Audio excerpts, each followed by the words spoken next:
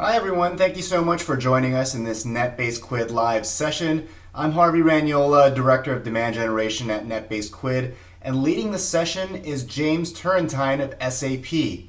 Before we jump into James's presentation, we did want to point out that we have a Q&A widget on the right side of your screen, so feel free to use this to ask questions throughout the presentation, and we'll try our best to get through as many of these as possible at the end. And with that, I'll go ahead and I'll hand it off to James. All right, thanks a lot, Harvey. As Harvey mentioned, hello everyone, my name is James Turntine. I'm the lead analyst in SAP's Customer, Competitive, and Market Insights team. I focus specifically on our customer success insights, which includes several different global initiatives. That includes enablement, reputation management, win-loss, and our digital listening services. So today I want to talk to you and walk you guys through how we leverage NetBase Quid within the CMI organization. So within the customer success organization within CMI, I'm responsible for our digital listening services. By leveraging several different tools, which include NetBase Quid, we're able to digitally listen to the market and our competitors and provide actionable insights back to our organization. Some of those data sources, as you can see here, include social media, blogs, digital news, and overall press mentions around our competitors and our customers.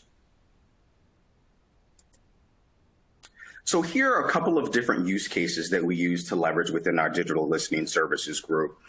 These include competitive event strategy insights, messaging and benchmarking effectiveness from ourselves and our competitors, and specifically for today's discussion, the very last column, executing against in-depth analysis of large structured data sets within an organization. I'll walk you through 3 exercises that we were able to harmonize large internal data structured sets within SAP and provide actionable insights back out to our organization. So the first was a SWAT team that was put together for a particular competitor around one of our lines of business. And we wanted to really answer some key questions around why we were losing to a particular competitor. This particular line of business has an always-on win-loss program where we interview customers and gain feedback from their sales experience from SAP.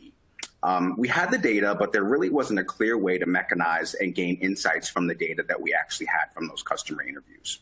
We had a large data set, and we wanted to gather win-loss insights specifically to leverage and harmonize those insights back out to our organization. So as you can see here, we looked at a data set time period of almost 2 years, specifically 18 loss interviews from this particular competitor that we were looking to dissect. And we came across 3 primary themes that took place or that there arose as a result of the insights. Specifically, the first was around pricing. One of the things that really kind of stood out when we were doing this analysis is that the pricing model from this particular competitor seemed to be greater from a scalability standpoint and included managed services from the customer. The next piece was around services and terms.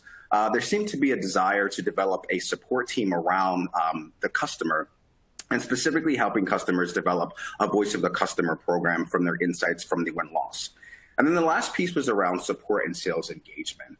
There was a concern from customers, I should say, that there wasn't adequate support and consulting services from our line of business, and that was one of the reasons why customers were selecting our competitor.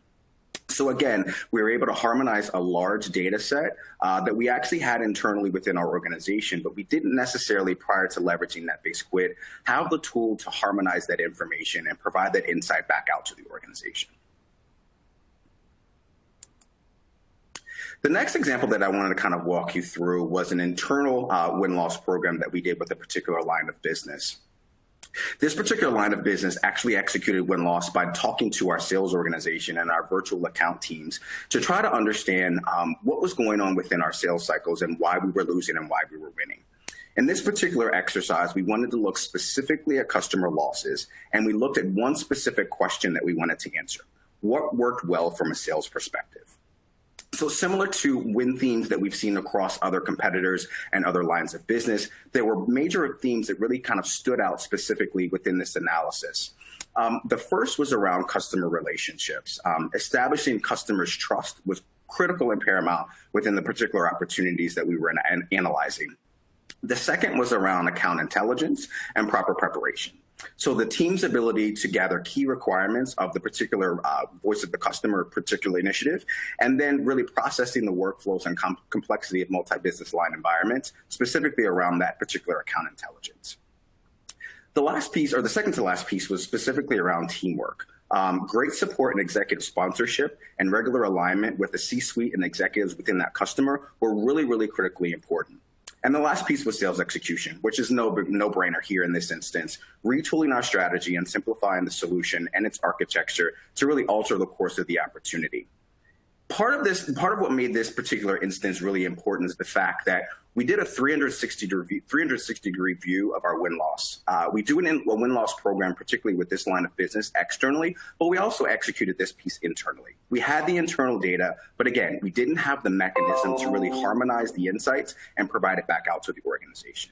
And the part that was really critical here was that when we actually provided the insights back out to the organization, they were really, really grateful in the sense that we were telling ourselves information about ourselves, but we didn't have a way to really harmonize that information. So again, our sales organization was giving us the information and giving us the insights, but we didn't have the way to harmonize and synthesize that back out to the organization with clear and concise next steps and next actions. The last piece here is a voice of the customer exercise that we did. What we wanted to do is leverage peer review vendors, a specific peer review vendor in this instance, and look at a particular competitor that we were losing to. We wanted to leverage the peer review feedback information that was being given around this particular competitor. And we actually leveraged NetBase Quid in kind of a two-pronged approach. The first approach is they were actually able to data scrape all of the insights from this particular vendor on this particular peer review platform. So in essence, they were giving us the data that was available. And then the next piece, of course, we were able to leverage and harmonize the actual insights from that data and provide the insight back out to our organization. So we looked at almost 4 years worth of data to analyze specifically the customer feedback that was given around this particular competitor. And that feedback was specifically answering the question, what do you like best? In this instance, we were looking at 62 responses, and we're able to really actualize some primary themes that really stood out specifically against this competitor. The first was real-time capabilities, the ability to provide instantaneous information and insight to the customer regarding their particular instance. The next was the customer support or experience around the customer support. The particular mention here really focused on the fact that the competitor was really focused and really honed in on really making sure that their customers were successful. And that meant kind of going above and beyond the call of duty to make sure that their needs were met. The next piece was around ease of integration and ease of use, specifically the ability for the competitive offering to be to work well with competitive installations within that customer's instance from their technology background. Another piece is around the customer UX, the ability and the use of the actual application itself. The look and feel of it was a lot more appealing to customers, and their feedback really reflected that. And the other piece was around analytics, the ability to not only take the insights, but actually do something with the insights and provide that back out to their organization. And then the last piece, which is very, very important, is visualization and the mobile capabilities. The ability for the instance and for that particular insight to be leveraged on mobile devices, cell phones, as well as mobile devices, smart tablets, I should say, and then desktop applications as well. So in this instance, we were really able to take a look at kind of a third-party source, which are peer review vendors, and get the insight from that platform and that resource to provide the insights back out to our organization to really understand, in this particular instance, what were customers liking best about a particular competitor of ours.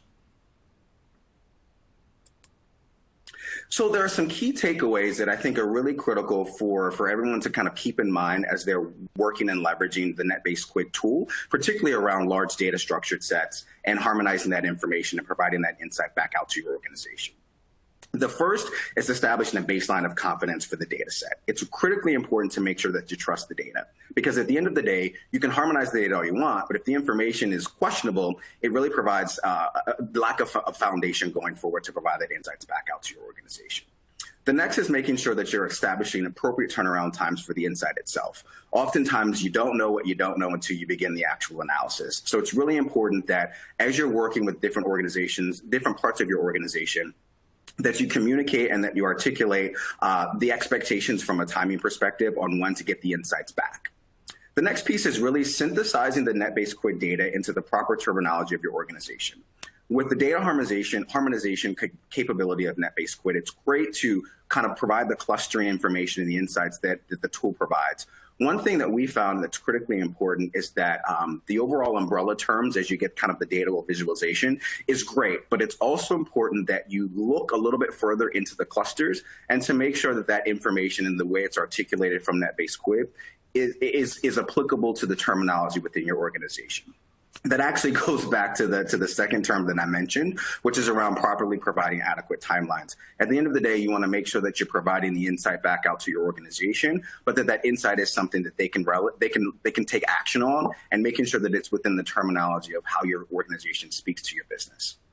And again, the last piece is really positioning the insights into actionable next steps. One of the things that we really pride ourselves on within the CMI organization is not to just provide not to provide just insights, but also to provide some recommendations on what to do with those insights. At the end of the day, we want to be a data source, but we also want to be a partner and a strategic ally within our organization. And that's where the next step actionable items really take hold and really provide insights back out to our stakeholders. So Harvey, I'll pass it back to you for any specific Q&A that you guys might have.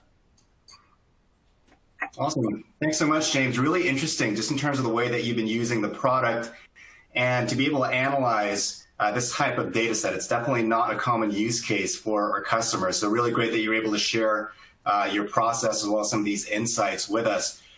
Like you mentioned, we do have a couple of questions that have come in from audience members. And I'm going to try to paraphrase these as best as I can and keep them really short. The first is around the frequency of this type of analysis. How frequently do you typically take a look at this data and present to the team, once you've done your analysis and pulled some of these insights? I think it depends. But more often than not, we engage with our stakeholders and, we provide them some insight as far as the services that we can provide. And that's where some of these actions and these initiatives kind of bubble up through those discussions. So I wouldn't say that there's a cadence period in which we do this, but it's relatively frequently. One of the things that's been really supportive from the net-based Quid side of the business is that you guys are able to actually use third-party data scraping that provides insight into a lot of different areas that we may not necessarily have access to. So that third use case example that I gave you was specifically a data set that you all actually provided us from one of those peer review vendors. And so we've definitely leveraged that capability from net-based Quid specifically, and we provide that insight back out to our organization. But to simply answer the question, there's not a specific cadence in which we do this, but it does happen relatively frequently. Great. And just to piggyback off of that audience member's question, just something that you touched on about your data sources. How do you typically determine what's the right data source to start with? And is there a specific data source that you particularly enjoy working with? Yeah, that's great. One of the first points that I mentioned in kind of the summary, the key takeaways, is making sure that you have trust in the insight or trust in the data set itself. And so SAP is a very large organization. We have over 101,000 employees, and it's our business to be in the data business. Generally speaking, I would say consistently, we trust the data sources that we're getting from our internal organizations. Of course, they come from a lot of different data components, but as I was going through those use cases, some of those were from win-loss interviews that were funneled through the structure of our organization. And then others were net new interviews that we were actually conducting with our own employees and kind of getting feedback from them. So I would say that there's a general trust of the insight and the information that is gathered. And from the latter part of your question around what do I enjoy the most from a data synthesizing perspective, I actually really enjoy the peer review component. As I was mentioning in the beginning of the presentation, there are several different programs and initiatives that I'm responsible for, and one of those is our reputation management program. And so what customers are saying about SAP and what customers are saying about our products and what customers are saying about our competitors is really important for us. CMI has historically stood for competitive and market insights, but really that C kind of serves two purposes for us now because we're really broadening that out into customer insights as well. And so the, leveraging the insights from the peer review vendors is really leveraging on that first C, which is the customer insight. And so it's always really important for us to understand what our customers think and what our customers are saying about our products, because that's ultimately the most important piece of it all. Right. That's great to hear that you're using the product in all those different ways. One of the other questions that we're selecting out of what we have here from the audience members is around your visualizations. And we have spoken to a couple of other folks who have translated and interpreted some of their findings from Quid into visualizations that are a little bit easier to digest for folks who may not be familiar with it. But can you tell us about that process and just making sure that you're able to still take the information that you're able to derive from Quid and to put that into the language that that the folks that you're presenting to speak? I think you touched on that a little bit, just in terms of labeling things the right way and making sure that it makes sense for them and that they understand it. But talk us through what that process looks like for you, and just making sure that it's presented in a way that's digestible to them. Yeah, that's great. We've been working with Quid for almost 3 years now. And, when we first started the playing around with the different use cases, we definitely leveraged the data visualization of I call them the clusters, or the constellation that you see within the platform. And we found that, within SAP, certain structures just work better, and that the receptiveness of that is the strength there. So, we defaulted to the pie chart component, which is not the pretty or the sexy version of it all, but it's a really quick way for our business to see, ingest, and understand what they're looking at. I say that to say, though, that the root of that pie chart is really based in the actual clustering itself. So, we still look at how the clusters are divided out from a percentage standpoint, how the clusters are clustered themselves. One of the things that I do from an exercise perspective is, once the data clusters are created from the data set, Quid itself provides kind of the first pass, if you want to call it that, at the umbrella topics. And so what I do from a process perspective is I actually go through the nodes within that particular cluster just to verify that terminology is appropriate, or to make adjustments or addendums to the umbrella term itself, to make sure that the term is applicable to SAP Talk, if you want to call it that.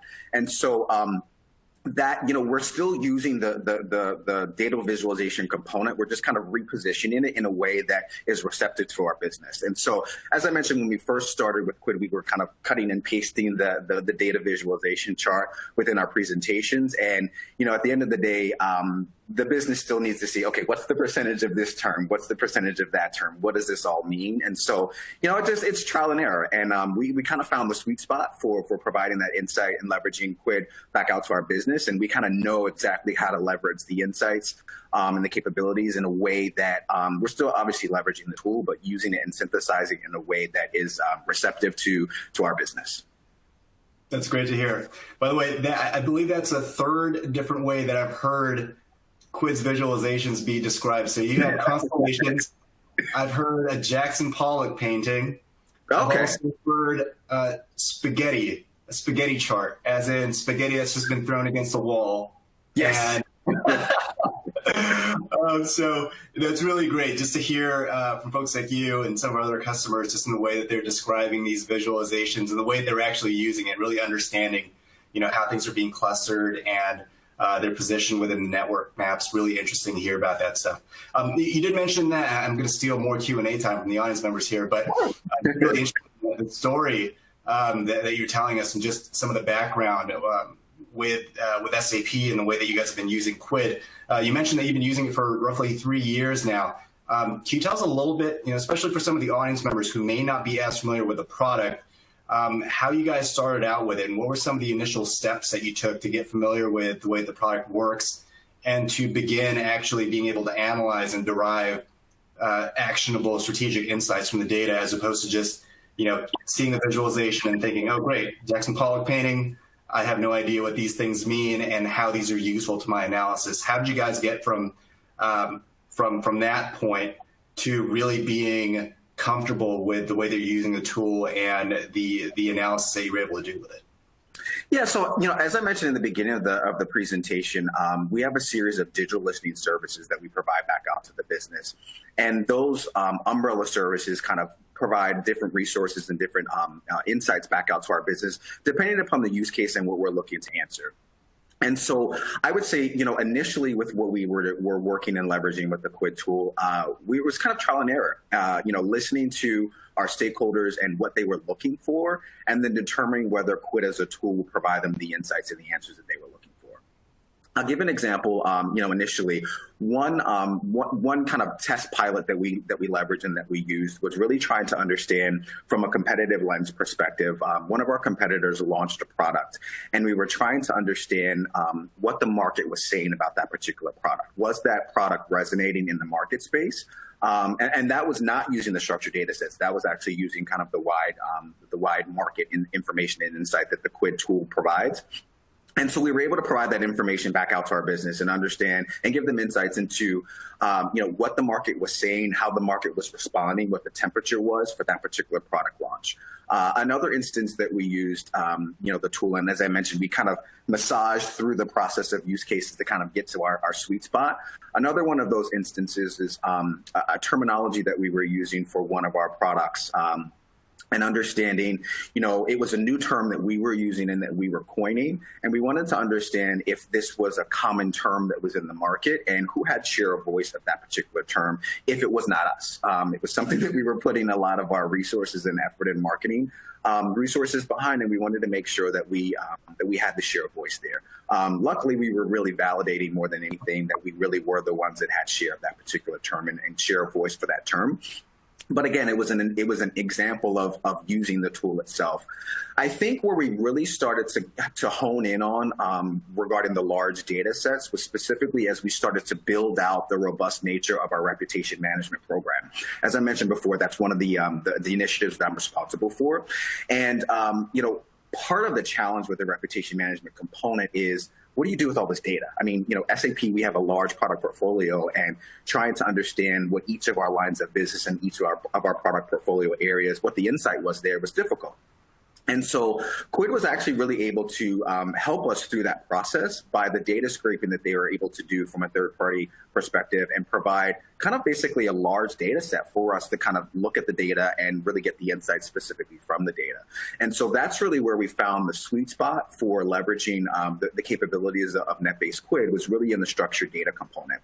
And as I mentioned before, we have data everywhere at SAP, and there's plenty of data to analyze. And so by leveraging the insights that we were able, or the insight, that we were able to get from NetBase Quid around the peer review vendors, we were able to apply that to the data sets that were already internally a part of our organization. And so, looking at different parts of our business, different lines of business that had structured data, but didn't really have the tool or the resource to really get anything out of it. And so, again, the reputation management component and providing insights from those large data sets really kind of took off, and we really found our sweet spot from a use case perspective for the NetBase Quid tool. Right, that's awesome. You touched on something that I found interesting there, which was around validating whether or not you had a greater share of voice within a specific phrase or a term that you were researching. And you also mentioned towards the end of your presentation around how it's important to use a tool or a platform like Quid to know what you don't know. How important is it because for at least on the Quid side, the idea of being able to discover new things and to be able to explore what these new things are that you're finding is incredibly important. And that's one of the really fun things about using the product is being able to discover new things. But how important is it as well to be able to validate things when you're going in a Quid and seeing results that you're expecting? There are obviously two sort of polar opposites just in terms of the ways that you would use a product like this. But how important is one versus the other? I think, sometimes you don't know what you don't know, although you do go into it with a little preconceived notion of what you think you might know. But again, with large data sets, the data is going to tell you what you do or don't know, right? And so, part of what I think is important and powerful is that with the tool is that it validates the information, whether it's validating a presumption or a hypothesis that you had as a business, or whether it's validating what customers have been saying to you, but you haven't necessarily ingested that insight itself. And so, part of what I think is helpful with the tool is that, we anecdotally hear a lot of things, whether it's the market, whether they're analyst firms that say things, or whether it's anecdotal insight that we're getting from customers. But the ability to aggregate the large data really validates what you may be hearing as a buzz in the background or some whispers or murmurs, and it really validates the information. So, from our perspective as the CMI organization, we want to provide the most agnostic insight as possible. We don't want it to be flared with one lens or another. We really want to provide the pure insights itself. With that, we do provide oftentimes actionable next steps regarding those insights. Because obviously we want the benefit of our own business, but really it's important to validate maybe what you've heard, but there really isn't a strong enough data source to say definitively this is what's going on in the market, or this is what customers are saying, or this is what we think about the competitors. So if anything, the capability and the ability to synthesize large data sets really allows us to validate oftentimes what we think, what we might have anecdotal insight on, but we just don't have large enough data sets or a large enough data point to really prove and validate that, yes, that is the case, or no, that's not the case. Right. Piggybacking off of that again, because things that we're talking about, I feel like are so interesting. We have another question just based on your last response, which is around ensuring that you were able to sift through the noise to actually get to the right insight. So clearly this person's familiar with the Quid product, but once you jump into the analysis, you're obviously hit with a lot of data. How do you ensure that you're able to go in there and make tweaks or modifications and filter things out that could be getting in the way of you actually finding useful information within the data without accounting for or while accounting for any bias that you might have or any preconceived notions that you might have? Yeah, I think within CMI, we try to train ourselves well to not really come in with a lens of bias. Obviously you work for the company, so there's probably some element of that just naturally and organically. But I think that goes back when I talked about the key takeaways, specifically, I think it was bullet 2, around managing the turnaround time for the insights that you're providing back out to the business. It's important for you to be able to effectively provide the analysis and to be able to provide those insights back to the business. But part of that is being able to synthesize through the data. There may be noise, and so there's an element of time that it takes for you to sift through the noise and actually find the actual nuggets of insight. I would say, generally speaking, the larger the data set, the more oftentimes you're going to have to sift through some of the noise. That's been the general experience that I've had. And the 3 data set examples that I gave varied between 18 and 62 data points.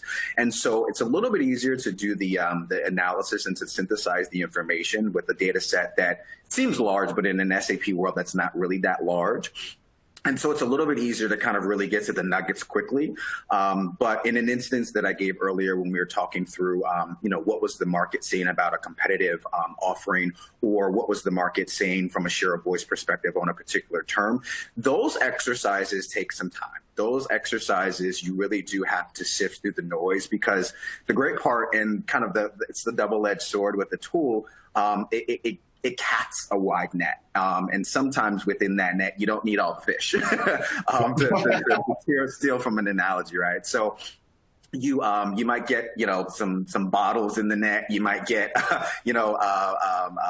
some other things in the net that you don't need. And so that's where the time of really going through the exercise, going through each of those nodes within a particular cluster is important, and being able to synthesize and kind of push out those particular elements that are kind of outliers, and that, as you mentioned, is kind of considered like the noise. Right. Awesome. Well, really appreciate your time and all the responses to these questions. Some really good detailed information in there, so we really appreciate that, and it's all incredibly useful. So, James, thank you once again for your time. For the rest of the folks who are joining us in this session, we do encourage you to take a look at some of the other sessions throughout the NetBase Quid Live event. We've got more than 30 presentations, just like James's, that are incredibly insightful. And if you've missed a couple of them, it's perfectly fine. These will be available on demand for you after the event as well. So fear not, or don't fret. If you do see something that you've missed out on, it will be available to you after the event. We'd like to thank you all once again, and we encourage you to continue exploring, taking a look at some of the other sessions that are out there. and we just encourage you to have fun. Thank you once again for joining us on NetBase Quid Live. We hope you have a great day.